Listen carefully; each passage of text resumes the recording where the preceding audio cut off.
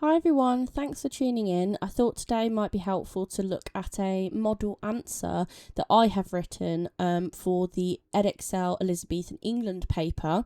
This is an explain why question, so it's a 12-mark answer. So I've written this. I think this would be roughly around a 10 to 12 mark answer, depending on how harsh obviously you want to be. So my question that I've got here is explain why Mary Stuart, Queen of Scots, was executed in 1587. So the prompt points are, you may use the Privy Council and Mary's claim to the English throne, but obviously it will say you must also include information of your own. So my suggestion is always to use the prompt points. You do not have to. Some teachers prefer to suggest not to. I personally, especially if you're working at sort of perhaps a lower grade and you feel like it's too much sort of mental overload in the moment to think of multiple things, just use the prompt points. What I will say is that often one of the prompt points, especially the first, usually helps you to agree or at least start off quite well with the statement. Not always, but sometimes. So what they're looking for here is basically, I would think of it in sections. So it's 12 marks, so you want about 3 paragraphs. So let's say that we're using the prompt points. So paragraph 1, paragraph 2, and then one of your own. If you're really worried that the examiner can't tell what your own paragraph is about, you can always make a note underneath here. However, I will say they should be able to tell exactly what your paragraph is. So if we have a little look then, I've written this trying to use a bit of a peel format.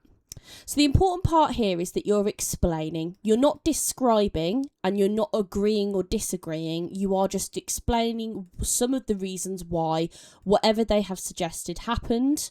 So for example, I have gone with Mary, Queen of Scots, was executed due to her claim to the English throne, which was the biggest reason behind her eventual execution. So obviously I have used this prompt point here. You can argue that there is, a bigger reason. For example, I might argue down here that this is my biggest reason as opposed to these two. But ultimately, you are just explaining the reasons. So even if you're not particularly persuasive that one reason has greater merit, you should still be able to secure most of the marks. So this is the mark scheme that we are looking at as an example, and this is the exact question. So it is looking for, at top marks, an analytical explanation which is directed consistently at the focus of the question. It is sustained and logical. It's accurate and relevant in terms of information. It addresses the question, and you can't access this bracket of marks if you don't go beyond the prompt points. So this is looking for AO2 and AO1.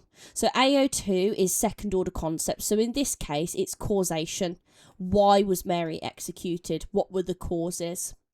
Then it's asking for knowledge and understanding, which is AO1, and it's 6 marks for each one, totaling 12. So this one then, as I said, I've started off with her claim to the English throne. So I've said, Elizabeth did not marry or have children, and Mary was her cousin, her closest blood relation.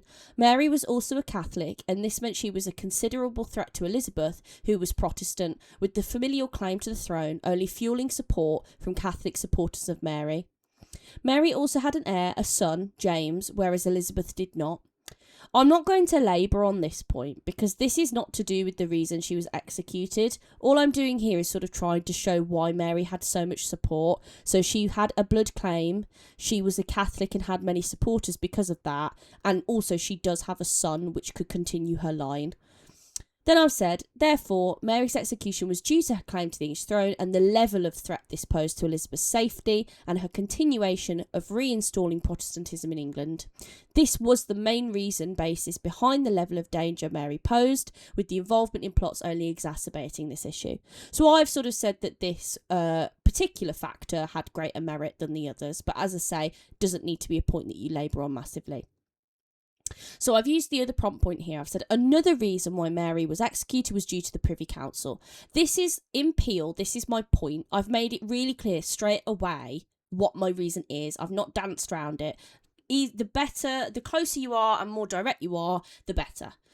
So, since Mary had arrived in England in 1568, the Privy Council, especially Secretary of State Sir William Cecil, had wanted to remove or execute her due to her suspected involvement in her late husband Lord Darnley's murder, which had led her to flee to England in the first place, seeking Elizabeth's aid. However, Queen Elizabeth chose to put Mary under house arrest in England for 19 weeks. Whenever a plot to kill Elizabeth appeared, the Privy Council encouraged Elizabeth to execute Mary and remove her as a threat and symbol of hope to Catholics across the country.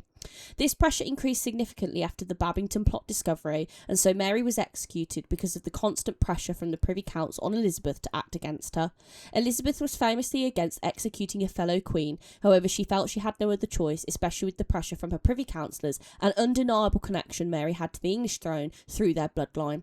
So I could technically reassert my point here about, the main reason was her claim. But again, that's not necessarily what the question is really asking you to do.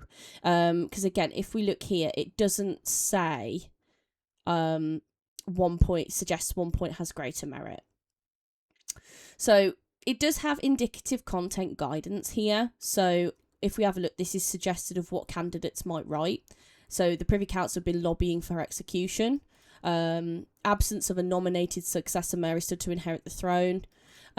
Centre of plots, Babington plot.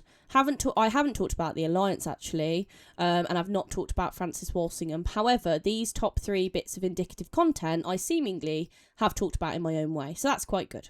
Because I've not actually checked that before now. So this last one, I need to make it super clear what my own point is. So I've said a final reason why Mary Stuart was executed was due to her role in plots. So here, if I was to add my own point, it would say Mary's role in plots. So, and it does say that here, as I've said on the guidance, centre of a series of plots that aim to put her on the throne. So I've said Mary was named in many plots against Elizabeth during her reign. For example, she was named in the Revolt of the Northern Earls in 1567 and both the Ridolfi and Throckmorton plots. In these plots, Mary was named as the person to replace Elizabeth as England's queen.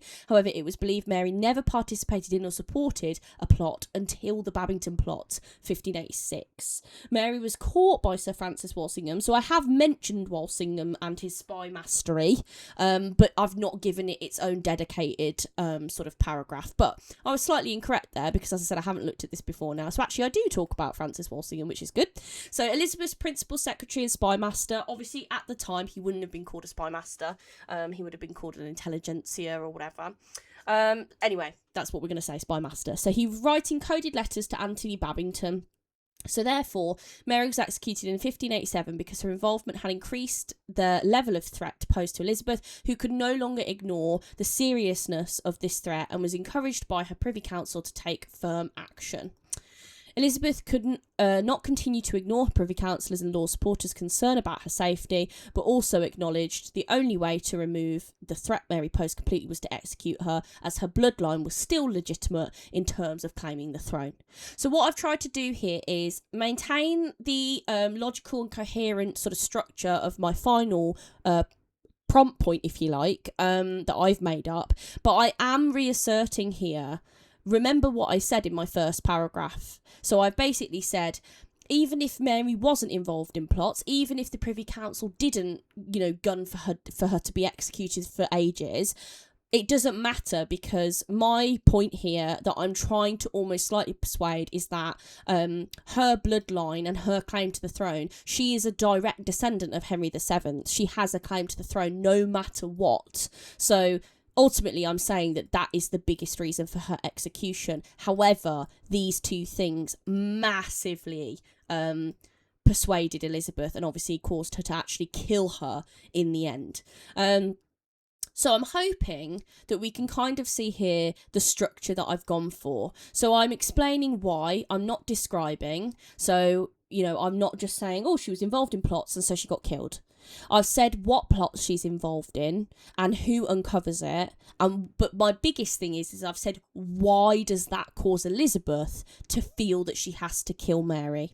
So I keep going back to that. As you're writing in the exam, keep going back to the question or the statement and be like, have I explained why this has happened? My biggest suggestion, especially for people aiming for one of the higher grades, is right next to it, what second order concept is this? Is this a cause? Is this a consequence? So for this one, explain why Mary was killed.